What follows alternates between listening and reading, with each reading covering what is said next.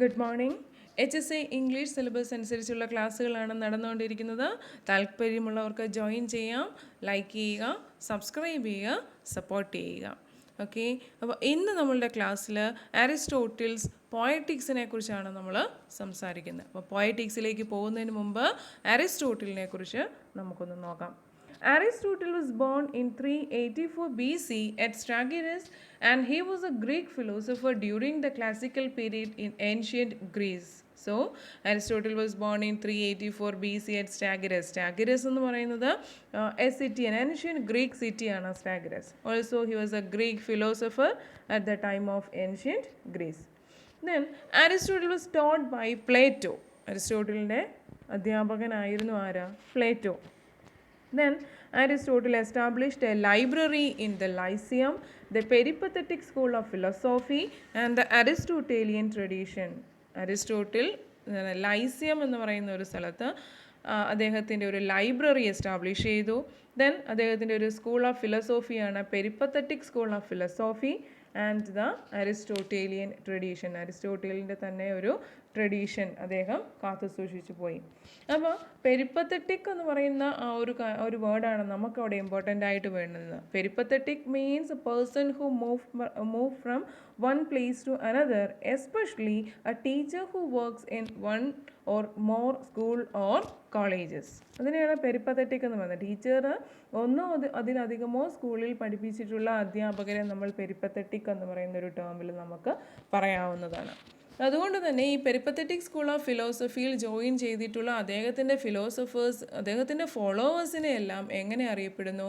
പെരിപ്പത്തറ്റിക് എന്ന് പറയുന്നൊരു വേർഡിൽ, ആ ഒരു നെയിമിൽ അറിയപ്പെടുന്നു. ആ പെരിപ്പത്തറ്റിക് മീൻസ് ടു വാക്ക് എബൌട്ട്, അതാണ് ആ ഒരു വേർഡിൻ്റെ meaning. Then Aristotle became the tutor of Alexander the Great and Theophrastus. Both Alexander the Great and Theophrastus are the followers in the peripatetic school of philosophy established by Aristotle. അതുകൊണ്ട് തന്നെ എന്താണ്, ഇവരുടെ ട്യൂട്ടറാണ് Aristotle. അങ്ങനെയും work ചെയ്തിട്ടുണ്ട്. Then he died in 322 BC at, അവിടെ ഒരു spelling കൊടുത്തിട്ടുണ്ട്, CHALCIS. അതിനെ പ്രൊനൗൺസ് ചെയ്യുന്നത് ക്യാൽസിസ് എന്നാണ്. ക്യാൽസിസ്, KALSIS, ക്യാൽസിസ്. ഫോണറ്റിക് പ്രൊനൗൺസിയേഷൻ പറയുമ്പോൾ ക്യാൽസിസ് എന്നാണ് ഉദ്ദേശിക്കുന്നത്, പ്രൊനൗൺസ് ചെയ്യുന്നത്. Yes, let us move on to poetics. The Latin name of the poetics is De Poetica, is the earliest work of dramatic theory and first philosophical treatise to focus on a literary work. അപ്പം The Poetics എന്ന് പറയുന്ന English വേർഷൻ്റെ Latin version ഉണ്ട്. അതിൻ്റെ പേരാണ് എന്താ? De Poetica. De Poetica is the earliest work of dramatic theory. Dramatic തിയറിയിലെ earliest work, അല്ലെങ്കിൽ literary തിയറിയിലെ തന്നെ ദ ഏർലിയസ്റ്റ് വർക്ക്, നാഴികക്കല്ല് എന്ന് പറയാൻ പറ്റുന്ന തരത്തിലുള്ള ഒരു വർക്കാണ് ഏത്? ദ പോയറ്റിക്സ് അല്ലെങ്കിൽ ഡി പോയറ്റിക്ക എന്നറിയപ്പെടുന്ന അരിസ്റ്റോട്ടിലിൻ്റെ ബുക്ക്. അപ്പോൾ ഡി പോയറ്റിക്ക എന്നുള്ളത് ലാറ്റിൻ നെയിമാണ്. ദ പോയറ്റിക്സ് ആണ് നമ്മൾ വായിക്കുന്നതായിട്ടുള്ള English translated work. The Poetics is a short treatise of 26 chapters, and these 26 chapters can be divided into 6 parts. അപ്പോൾ 26 ചാപ്റ്റേഴ്സാണ് ഫുൾ ഉള്ളത്. അതിനെ 6 പാർട്ടായിട്ട് ഡിവൈഡ് ചെയ്തിട്ടുണ്ട്. ആ 6 പാർട്സിലും ഓരോന്നും നമ്മൾക്ക് ഡീറ്റെയിൽ ആയിട്ട് നോക്കേണ്ടതുണ്ട്. അപ്പം ഫസ്റ്റ് സെക്ഷൻ എന്ന് പറയുമ്പോൾ ചാപ്റ്റർ 1 to 5 ആണ്. അതിൽ അരിസ്റ്റോട്ടിൽ പറയുന്നത് എന്താണ്? The introduction on poetry, classification of poetry into different kinds. പോയട്രിയെ കുറിച്ചുള്ള ഇൻട്രൊഡക്ഷൻ, അതിൻ്റെ ക്ലാസിഫിക്കേഷനെ കുറിച്ച് പോയറ്റിക്സിൽ ചാപ്റ്റർ 1 to 5 ഡിസ്കസ് ചെയ്യുന്നു. Then chapter 6 to 9 discussion on tragedy. ട്രാജഡിയെക്കുറിച്ചുള്ള ഡിസ്കഷനാണ്. അപ്പോൾ ഇതാണ് ഈ ഒരു പോയറ്റിക്സിലെ ഏറ്റവും ഇമ്പോർട്ടൻ്റ് ആയിട്ടുള്ള ഒരു ഭാഗം എന്ന് പറയുന്നത് ചാപ്റ്റർ 6 to 19 ആണ്. ഡിസ്കഷൻ ഓൺ ട്രാജഡി, അതാണ്. അതിനെക്കുറിച്ച് കുറച്ചേറെ ഡീറ്റെയിൽ ആയിട്ട് നമുക്ക് പഠിക്കേണ്ടതായിട്ടുണ്ട്. Chapter 20 to 22 discussion of poetic diction, style, vocabulary, etc. എന്താണ് ഡിക്ഷനെ കുറിച്ച്, സ്റ്റൈലിനെ കുറിച്ച്, വൊക്കാബുലറിയെ കുറിച്ചൊക്കെയാണ് ഈ ചാപ്റ്റർ 20, 21, 22 ഡിസ്കസ് ചെയ്യുന്നത്. 23 discussion of narrative poetry and tragedy. 24, 25, 26 description of epic and comparison of epic with the tragedy. Then 25 objections of critics against poetry and Aristotle's reply. പോയട്രിക്ക് എതിരെയുള്ള ക്രിട്ടിക്സിൻ്റെ objections എന്തൊക്കെയാണെന്നും അതിന് അരിസ്റ്റോട്ടിലിൻ്റെ റിപ്ലൈയുമാണ് chapter 25 കൊടുത്തിരിക്കുന്നത്. അപ്പോൾ നമുക്ക് ചാപ്റ്റർ 1 to 5 എന്താണെന്ന് discuss ചെയ്യാം. Chapter 1 to 5 it is A description of poetry and the classification of poetry into different kinds. Chapter 1 to 5. Aristotle defines poetry as a mode of imitation. Imitation is idealization or recreation and is common to all fine arts. All fine arts are modes of imitation. It is not merely an act of copying but an act of imagination. അപ്പോൾ അവിടെ എന്താ പറയുന്നത്? Aristotle defines poetry as a mode of imitation.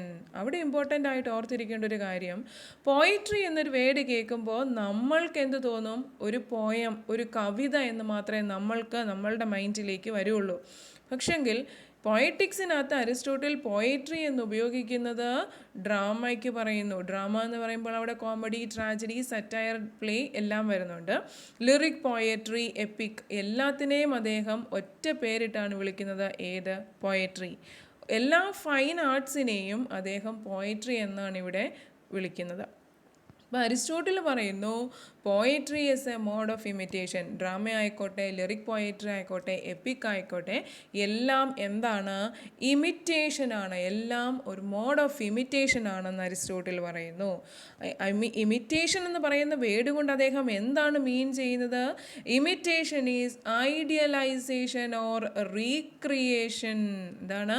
Imitation is idealisation or recreation. Imitation എന്ന് പറഞ്ഞാൽ ഒന്നൊന്നിനെ direct അങ്ങ് imitate ചെയ്യുകയല്ല, അതേപോലെ തന്നെ പകർത്തുകയല്ല. പിന്നെ എന്താണ്? ഒരാളുടെ ഇമാജിനേറ്റീവ് കപ്പാസിറ്റി യൂസ് ചെയ്ത് അതിനെ എന്ത് ചെയ്യുകയാണ്? റീക്രിയേറ്റ് ചെയ്യുകയാണ്. റീക്രിയേറ്റ് ചെയ്യുന്നതിനെയാണ് അരിസ്റ്റോട്ടിൽ എന്തെന്ന് വിളിക്കുന്നത്?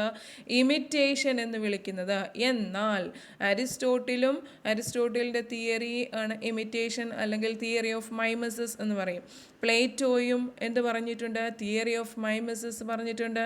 ഇവരുടെ രണ്ടുപേരുടെയും തിയറിയിലുള്ള ഡിഫറൻസ് വരുന്നത് അവിടെയാണ്.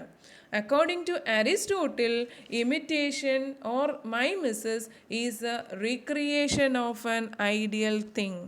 But Plato says that imitation means it is the reproduction or the Xerox copy of the original thing or the shadow of the original thing. Copy of the ideal object എന്നാണ് ആര് പറയുന്നത്? Plato പറയുന്നത്. ഇത് real ആയിട്ടുള്ള എന്തിൻ്റെയോ അതേപടിയുള്ള ഒരു xerox കോപ്പിയാണ് poetry എന്ന് പറയുന്നു. Poetry അപ്പോൾ ആദ്യമേ ഞാൻ പറഞ്ഞു, അത് പോയട്രി എന്ന് പറയുന്നത് ഡ്രാമ ആയിക്കോട്ടെ, ലിറിക് പോയട്രി ആയിക്കോട്ടെ, എപ്പിക് ആയിക്കോട്ടെ, എന്തും അദ്ദേഹം പോയട്രി എന്നാണ് വിളിക്കുന്നത്. അപ്പം റിയൽ ആയിട്ടുള്ള ഒന്നിൻ്റെ സിറോക്സ് കോപ്പിയാണ്, അതിൽ ഒരു വ്യത്യാസവും വരുത്താത്ത ഒന്നാണ് പോയട്രി എന്ന് ആര് പറയുന്നു? പ്ലേറ്റോയുടെ വാദം അതാണ്.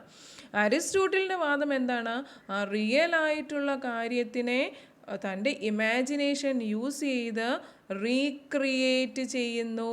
അതാണ് അവരുടെ രണ്ടുപേരുടെയും വാദഗതികൾ തമ്മിലുള്ള ഡിഫറൻസ് വരുന്നത്. അരിസ്റ്റോട്ടിൽ പറയുന്നു recreation or the idealisation, but Plato uses the term xerox copy of the ideal thing. അതേപടി എടുത്ത് കോപ്പി ചെയ്യുന്നു എന്നുള്ളതാണ്, പോയട്രിയിലേക്ക് വരുന്നു എന്നുള്ളതാണ് പ്ലേറ്റോ പറയുന്നത്. എന്നാൽ അരിസ്റ്റോട്ടിൽ അതിൻ്റെ എന്താണ് പറയുന്നത്? Recreation by using the imaginative power. Aristotle divides the art of poetry into verse drama, include comedy, tragedy and satire play, lyric, poetry and epic. കണ്ടോ, ആർട്ട് ഓഫ് പോയിട്രിയിൽ അരിസ്റ്റോട്ടിൽ എന്തിനെയൊക്കെ ഉൾപ്പെടുത്തിയിട്ടുണ്ട്? പോയിട്രി എന്ന് പറയുന്ന ഹെഡിങ്ങിൽ അദ്ദേഹം ഉൾപ്പെടുത്തിയിരിക്കുന്ന എന്തിനൊക്കെയാണ്? ഡ്രാമ ഉണ്ട്. Drama എന്ന് പറയുമ്പോൾ അവിടെ എന്ത് വരും? കോമഡി, ട്രാജഡി, സറ്റയർ പ്ലേ എല്ലാം വരും. ദെൻ ലിറിക്, പോയട്രി, എപ്പിക്, ഇതിനെ എല്ലാത്തിനെയും അദ്ദേഹം വിളിക്കുന്നത് എന്താണ്? ആർട്ട് ഓഫ് പോയട്രി എന്ന് തന്നെയാണ് അദ്ദേഹം വിളിക്കുന്നത്. All fine arts are the modes of imitation. It is not merely an act of copying but an act of imagination. കണ്ടോ, എല്ലാ ഫൈൻ ആർട്സും ഇമിറ്റേഷൻ ആണ്. ഇമിറ്റേഷൻ എന്ന് പറയുമ്പോൾ എന്താണ്? ആക്ട് ഓഫ് ഇമാജിനേഷൻ ആണ്. ഇമാജിനേറ്റീവ് പവർ യൂസ് ചെയ്ത് അവിടെ റീക്രിയേറ്റ് ചെയ്യപ്പെടുകയാണ്. It is not merely an act of copying അല്ല അവിടെ നടക്കുന്നത്. The genres all share the function of mimesis or imitation of life but differ in 3 ways. അപ്പോൾ ഇതിനെയെല്ലാം drama ആണെങ്കിലും ലിറിക് പോയിട്രി ആണെങ്കിലും എപ്പിക് ആണെങ്കിലും അവിടെ നടക്കുന്ന കാര്യങ്ങൾ ഒന്നാണ്. എന്താ? ഇമിറ്റേഷൻ ആണെന്ന് പറഞ്ഞു. എന്നാൽ ആ ഇമിറ്റേഷനകത്തും ഡിഫറൻസ് ഉണ്ട്. 3 രീതിയിൽ അവിടെ ഡിഫറൻസ് പറയുന്നുണ്ട്. മൂന്നും ചെയ്യുന്നത് ഫങ്ഷൻ എന്ന് പറയുന്നതാണ്. ഫങ്ഷൻ ഓഫ് മൈമസിസ് അല്ലെങ്കിൽ ഇമിറ്റേഷനാണ് നടക്കുന്നതെങ്കിലും ഈ 3 രീതിയിൽ ഇത് വ്യത്യാസപ്പെട്ടിരിക്കുന്നു. എങ്ങനെയാണ്?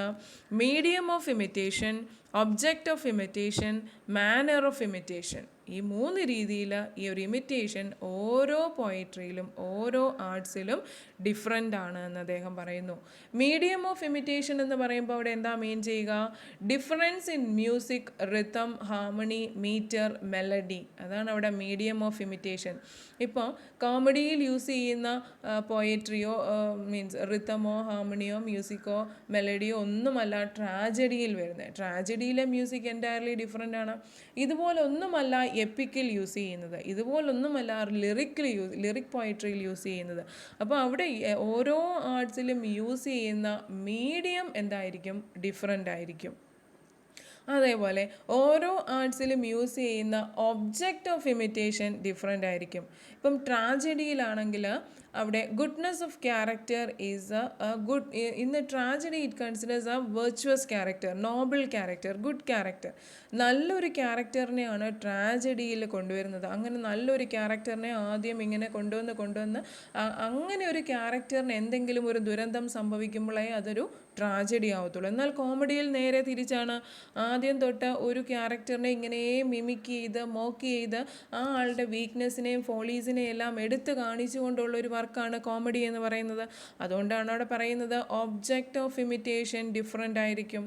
ദെൻ മാനർ ഓഫ് ഇമിറ്റേഷൻ, ഓരോന്നിലും കോമഡിയിലാവട്ടെ, ട്രാജഡിയിലാവട്ടെ, സറ്റയർ പ്ലേ ആവട്ടെ, ലിറിക്, എപ്പിക്, പോയിട്രി, എല്ലാത്തിലും എന്താണ്? മാനർ ഓഫ് ഇമിറ്റേഷൻ അവിടെ ഡിഫറൻസ് ആയിരിക്കും. അപ്പോൾ ചിലതിനകത്ത് telling a story or acting it out or narrate by using a speaker. ചിലപ്പം ഒരു കോമഡിയിൽ ഒരു ട്രാജഡി നമ്മൾ അവതരിപ്പിക്കുമ്പം ആ ഒരു സ്പീക്കർ കാണും. അവിടെ കഥ എന്താണെന്ന് ഓഡിയൻസിന് വ്യക്തമാക്കാൻ ഒരു സ്പീക്കർ കാണും. അപ്പോൾ ചിലത് അവതരിപ്പിക്കുമ്പോഴത്തേക്ക് എന്താണ്? അതിലെ ആക്ടറിലൂടെയാണ് കഥ പോകുന്നത്. അതാണ് അവിടെ മാനർ ഓഫ് ഇമിറ്റേഷൻ എന്ന് പറയുന്നത്. അപ്പം ചിലപ്പോൾ ആക്ടറിൽ കൂടി ആയിരിക്കും ആ കഥ കംപ്ലീറ്റ് ചെയ്യുന്നത്. ചിലപ്പോൾ അവിടെ ഒരു സ്പീക്കർ കാണും. അവിടെയാണ് മാനർ ഓഫ് ഇമിറ്റേഷൻ. അപ്പോൾ അരിസ്റ്റോട്ടിൽ പറയുന്നു എല്ലാം ചെയ്യുന്നത് എല്ലാ ഫൈൻ ആർട്സും ഫങ്ഷൻ എന്താണ്? ഇമിറ്റേഷൻ ഓഫ് ലൈഫാണ് അല്ലെങ്കിൽ മൈമസിസ് ആണ്. പക്ഷെങ്കിൽ അവിടുത്തെ ഡിഫറൻസ് എന്തിനാണ് വന്നിരിക്കുന്നത്? 3 കാര്യങ്ങൾക്ക് അവിടെ ഡിഫറൻസ് ഉണ്ട്. ഏതിനൊക്കെയാണ്? Medium of imitation, object of imitation, manner of imitation. Aristotle imagines that art imitates characters, emotions and actions. An artist, whether a poet or a painter, imitates the man's mind. Here we can see the universality. Music is the most imitative art since it represents emotions more effectively. Aristotle എന്ത് പറയുന്നു? Every art imitates a characters, emotions and actions. Real ആയിട്ടുള്ള ഒരു ആൾക്കാരെയാണ് എല്ലാ ആർട്ടിലും imitate ചെയ്യുന്നത്. That means അവരെ ഡയറക്റ്റായിട്ട് അവരുടെ ആ കാര്യം ഇമിറ്റേറ്റ് ചെയ്യുകയല്ല, എന്ത് ചെയ്യാണ്? റീക്രിയേറ്റ് ചെയ്യുന്നത്. ആൾക്കാരെ നമ്മളുടെ ചുറ്റും കാണുന്ന ആൾക്കാരുടെ ക്യാരക്ടേഴ്സ് അല്ലെങ്കിൽ നമ്മളുടെ ചുറ്റും കാണുന്ന കാഴ്ചകളിൽ നിന്നാണ് ആർട്ടുകൾ ജനിക്കുന്നത് എന്നാണ് അരിസ്റ്റോട്ടിൽ പറയുന്നത്. ആ കാഴ്ചകളെ ഡയറക്റ്റായിട്ട് എടുത്ത് ഇമിറ്റേറ്റ് ചെയ്യുകയല്ല, പിന്നെ എന്താണ് ഇമാജിനേഷൻ്റെ സഹായത്തോടു കൂടി അതിനെ റീക്രിയേറ്റ് ചെയ്യുകയാണ്. An artist, whether a poet or a painter, poet ആയിക്കോട്ടെ പെയിൻറ്റർ ആയിക്കോട്ടെ ആരുമായിക്കോട്ടെ, അവരെന്തിനെയാണ് ഇമിറ്റേറ്റ് ചെയ്യാൻ ശ്രമിക്കുന്നത്? Man's mind. അവിടെ നമുക്ക് എന്ത് കാണാൻ സാധിക്കുന്നു? We can see the universality. അതുകൊണ്ട് തന്നെ ഇമിറ്റേഷൻ എന്ന് പറയുന്നത് പോയട്രിയിലുണ്ട് എങ്കിൽ പോലും പോയട്രി എന്ന് പറയുന്നത് എന്താണ്? ഒരു റീപ്രൊഡക്ഷൻ ആണ്, അല്ലെങ്കിൽ ഒരു റീക്രിയേഷൻ ആണ്, അല്ലാതെ ഒരു സിറോക്സ് കോപ്പി അല്ല എന്ന് ആര് പറയുന്നു? അരിസ്റ്റോട്ടിൽ പറയുന്നു. അദ്ദേഹത്തിൻ്റെ തിയറിയെ മ്യൂസിക്കുമായിട്ട് കമ്പയർ ചെയ്യുന്നുണ്ട്. എന്താണ്? According to Aristotle, music is the most imitative art since its represents emotions more effectively. Aristotle പറയുന്നു മ്യൂസിക്കാണ് ഏറ്റവും ഇമിറ്റേഷൻ വരുന്ന ഒരു ആർട്ടെന്ന് പറയാൻ കാരണം എന്താണ്? ഇമോഷൻസിനെ ഏറ്റവും അധികം ഭംഗിയായി റെപ്രസെൻ്റ് ചെയ്യാൻ സാധിക്കുന്നത് ഏതിലാണ്? മ്യൂസിക്കിലാണ്. അതുകൊണ്ട് തന്നെ ആൾക്കാരിലുള്ള ഇമോഷൻസിനെ ഏറ്റവും ഭംഗിയായി കൺവേ ചെയ്യാൻ സഹായിക്കുന്ന ഒരു മാധ്യമമാണ് മ്യൂസിക് എന്ന് പറയുന്നത്. അതുകൊണ്ട് തന്നെ അദ്ദേഹം പറയുന്നു music is A most imitative art എന്ന് പറയുന്നു. ഇനിയും ഈ ഒരു ചാപ്റ്റർ 1 to 5 ഡിസ്കസ് ചെയ്യുന്ന അടുത്തൊരു ടോപ്പിക്കാണ്, അടുത്തൊരു പോയിൻ്റാണ് tragedy and comedy as a mode of imitation. Tragedy and comedy എന്ന് പറയുമ്പോൾ അവിടെ കൂടുതലായിട്ടും ഡിസ്കസ് ചെയ്യുന്നത് എന്താണ്? ഡ്രാമയാണെന്ന് നമുക്ക് മനസ്സിലാക്കാം. ഇത്രയും നേരം നമ്മൾ എന്താണ് പോയട്രിയെ കുറിച്ചായിരുന്നു മെയിനായിട്ടും. Poetry is a mode of imitation ആ രീതിയിലായിരുന്നു നമ്മൾ പറഞ്ഞുകൊണ്ടിരുന്നത്. പോയട്രിയിൽ ട്രാജഡി കോമഡി ഉണ്ട് എങ്കിൽ പോലും ഇനിയിപ്പോൾ അടുത്തതിലേക്ക് വരുമ്പോഴത്തേക്കും ഡ്രാമ എന്ന് പറയുന്ന ആ ഒരു കോൺസെപ്റ്റ് ട്രാജഡി കോമഡി ഡീറ്റെയിൽ ആയിട്ടാണ് അദ്ദേഹം അവിടെ ഡിസ്കസ് ചെയ്യുന്നത്. The drama is the most complete reproduction of action. It reproduces the action and experience of 3 types of men. Men who are better than those whom we come across, men who are worse than the average run of people, and men who are exactly like those in real life. അപ്പം Aristotle പറയുന്നു ഒരു complete action അല്ലെങ്കിൽ complete reproduction of action takes place in drama and comedy. Tragedy and comedy. ട്രാജഡിയിലും കോമഡിയിലുമാണ് ഒരു complete reproduction of action നടക്കുന്നതെന്ന് അരിസ്റ്റോട്ടിലിൻ്റെ പക്ഷം. അദ്ദേഹം പറയുന്നു ഈ ട്രാജഡിയിലാണെങ്കിലും കോമഡിയിലാണെങ്കിലും 3 types ഓഫ് ക്യാരക്ടേഴ്സിൽ ഏതെങ്കിലും ഒന്നായിരിക്കും അവരെ കാണുന്നത് എന്ന്. ആ 3 types ഓഫ് ക്യാരക്ടേഴ്സ് ഏതൊക്കെയാണ്? Men who are better than those whom we come across. നമ്മളുടെ ചുറ്റുമുള്ള ആൾക്കാരിൽ നമ്മളെ കഴിഞ്ഞും ബെറ്റർ ആയിട്ടുള്ള ആൾക്കാരായിരിക്കും ചിലപ്പോൾ. അല്ലെങ്കിൽ who are worse than the average people. Average പീപ്പിളിലും ബിലോ ആയിട്ടുള്ള ആൾക്കാരെ ആയിരിക്കും റെപ്രസെൻ്റ് ചെയ്യുക. അല്ലെങ്കിൽ the men who are exactly like those in real life. Real ലൈഫിൽ എങ്ങനെയാണോ ആ ഒരു റിയൽ ലൈഫ് സിറ്റുവേഷൻ ആയിരിക്കും ട്രാജഡിയിലാണെങ്കിലും കോമഡിയിലാണെങ്കിലും കാണിക്കാം. ഫോർ എക്സാമ്പിൾ, ഇപ്പോൾ ട്രാജഡിയിലാണെന്ന് വെക്കട്ടെ, ഒരു വ്യക്തി റിയൽ ലൈഫ് സിറ്റുവേഷനിൽ അവൻ എങ്ങനെയാണോ ട്രാജഡിയിൽ ആ വ്യക്തിയെ കാണിക്കുമ്പോൾ അവനെ എന്താണ് കുറച്ചും കൂടെ വെർച്വസ് ആയിട്ട് കുറച്ചും കൂടെ നോബിൾ ആയിട്ടുള്ള ഒരു ക്യാരക്ടറായിട്ടാണ് അവനെ റെപ്രസെൻ്റ് ചെയ്യുന്നത്. അത്ര നല്ല ഒരു ക്യാരക്ടറിന് എന്തെങ്കിലും ഒരു ദുരന്തം വന്നാലേ അവിടെ ട്രാജഡി ആവത്തുള്ളൂ. മനസ്സിലാവുന്നില്ലേ? അപ്പോൾ അതാണ് അവിടെ പറയുന്നത്. ഇപ്പോൾ കോമഡി ആയിക്കോട്ടെ, ആക്ച്വൽ ലൈഫ് റിയൽ ലൈഫിൽ ഒരു വ്യക്തി എങ്ങനെയാണോ അതിനെ കഴിഞ്ഞും വേഴ്സായിട്ട് അവനെ ഇമിറ്റേറ്റ് ചെയ്യുമ്പോൾ മാത്രമേ അതവിടെ കോമഡി ആവുന്നുള്ളൂ. കാരണം ആ വ്യക്തിയെ എല്ലാ രീതിയിലും ഒരു വ്യക്തിയുടെ വീക്ക്നെസ്സിനെ കണ്ടെത്തി അതിനെ മിമിക്ക് ചെയ്യുമ്പോഴാണല്ലോ, അതിനെ മോക്ക് ചെയ്യുമ്പോഴാണല്ലോ കോമഡി ആവുന്നത്. അതാണ് എന്തെന്ന് പറയുന്നത്, ആ റിയൽ ലൈഫ് സിറ്റുവേഷനിൽ നിന്നും ആ വ്യക്തിയെ വേഴ്സായിട്ട് ചിത്രീകരിക്കുമ്പോൾ അവിടെ എന്താകുന്നു? കോമഡി ആകുന്നു. ഇനി ഇതിൻ്റെ രണ്ടിൻ്റെയും കൂടെ ഇടയ്ക്ക് റിയൽ ലൈഫ് സിറ്റുവേഷനെ അതേപടി ചിത്രീകരിക്കുന്നു. അപ്പോൾ ഈ 3 രീതിയിലുള്ള ആൾക്കാരെയാണ് നമുക്ക് ഡ്രാമയിൽ കാണാൻ സാധിക്കുന്നതെന്ന് Aristotle പറയുന്നു. And Aristotle confines the discussion of first 2 types of man and leaves out of third. Aristotle importance കൊടുത്തത് ആർക്കാണ്? Men who are better than whom we come across and men who are worse than we come across. And he left or leave the exactly those in real life. അപ്പം real ലൈഫിൽ നിന്നും better ആയിട്ടുള്ള ആൾക്കാരെയും real ലൈഫിൽ നിന്നും verse ആയിട്ടുള്ള ആൾക്കാരെയുമാണ് Aristotle consider ചെയ്തത് കൂടുതൽ. മൂന്നാമത്തെ കാറ്റഗറി അദ്ദേഹം ഒഴിവാക്കി.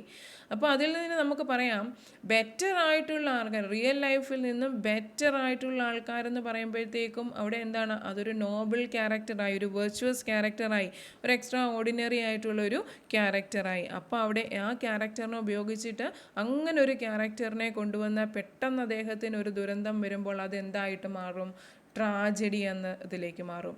ഇനിയും റിയൽ ലൈഫിൽ നിന്നും വേഴ്സ് ആയിട്ട് ആ വ്യക്തിയുടെ റിയൽ ലൈഫ്, ഒരു വ്യക്തിയുടെ റിയൽ ലൈഫ് സിറ്റുവേഷനിൽ ഉള്ള അദ്ദേഹത്തിൻ്റെ വീക്ക്നെസ്സിനെയും ഫോളീസിനെയും കണ്ടുപിടിച്ച് അതിനെ മോക്ക് ചെയ്യുന്നു, അദ്ദേഹത്തിനെ വീണ്ടും വേഴ്സ് ആയിട്ട് ചിത്രീകരിക്കുമ്പോൾ അത് എന്തായിട്ട് മാറും, കോമഡി ആയിട്ട് മാറുന്നു. ആ തേർഡ് കാറ്റഗറി ഓഫ് മെന്നിനെ അദ്ദേഹം അരിസ്റ്റോട്ടിൽ ഒഴിവാക്കി.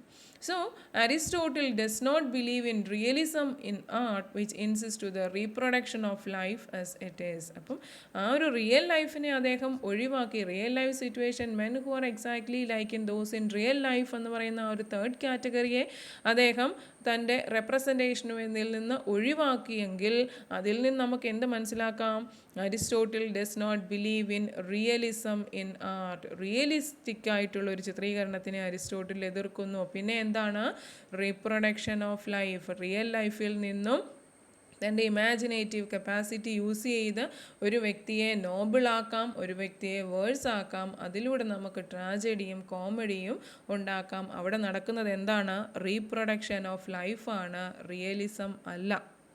പിടികിട്ടിയോ? Then there are 3 methods of imitation or reproduction. Reproduction അല്ലെങ്കിൽ ഇമിറ്റേഷനോടെ 3 methods അദ്ദേഹം പറയുന്നുണ്ട്. ഒന്ന് narrative method, second dramatic method, or he may use both the narrative and dramatic method in the same work. If written in a narrative mode, it is known as epic, and written in a dramatic mode, it is known as drama, whether it is a comedy or a tragedy. ഇപ്പം narrative മോഡിൽ വേണമെങ്കിൽ ഒരു imitation അല്ലെങ്കിൽ ഒരു art of work നമുക്ക് reproduce ചെയ്യാം. Dramatic മോഡിൽ art of work reproduce ചെയ്യാം. ഇത് രണ്ടും യൂസ് ചെയ്ത് ഒരു ആർട്ട് ഓഫ് വർക്കിനെ റീപ്രൊഡ്യൂസ് ചെയ്യാം. അത് നറേറ്റീവ് മോഡിലാണ്, ഒരു നറേറ്റീവായിട്ടാണ് അത് എഴുതുന്നതെങ്കിൽ അതെന്താണ്, എപ്പിക്കാണ്. ഇനി അതല്ല ഒരു ഡ്രാമ മോഡിലാണ് എഴുതുന്നതെന്നുണ്ടെങ്കിൽ അതെന്തായിരിക്കും, അതൊരു ഡ്രമാറ്റിക് മോഡിലാണെങ്കിൽ അതെന്തായിരിക്കും, തീർച്ചയായും അതൊരു ഡ്രാമ ആയിരിക്കും. ഡ്രാമ എന്ന് പറയുമ്പോൾ അവിടെ അതിനെന്താണ്, 2 വേർഷനുണ്ട്. ഏതാ, ട്രാജഡി ആൻഡ് കോമഡി. ഈ ഒരു 2 വേർഷനും അവിടെ വരുന്നുണ്ട്. അപ്പോൾ ഇത്രയാണ് ഈ ഒരു ക്ലാസ്സിൽ നമ്മൾ ഡിസ്കസ് ചെയ്യുന്നത്. അതായത് chapter 1 to 5 introductory remarks on poetry, classification of poetry into different kinds. ഇനി അടുത്ത ലെസണിൽ, അടുത്ത ക്ലാസ്സിൽ ചാപ്റ്റർ 6 to 19 ഡിസ്കഷൻ ഓൺ ട്രാജഡിയെക്കുറിച്ച് ഡീറ്റെയിൽ ആയിട്ട് നമ്മൾ ആ ക്ലാസ്സിൽ ഡിസ്കസ് ചെയ്യും. അതാണ് മോസ്റ്റ് ഇമ്പോർട്ടൻ്റ് ആയിട്ടുള്ള ഈ ഒരു പോയറ്റിക്സിലെ തന്നെ വെരി വെരി വെരി ഇമ്പോർട്ടൻ്റ് ആയിട്ടുള്ള പോർഷൻ അതാണ്. അപ്പോൾ ആരും കാണാൻ മറക്കണ്ട, എല്ലാവരും കാണുക. കമൻറ്റ് ബോക്സിൽ എല്ലാവരും ഇടുക, എല്ലാവരും സപ്പോർട്ടും ചെയ്യുക. Okay, thank you.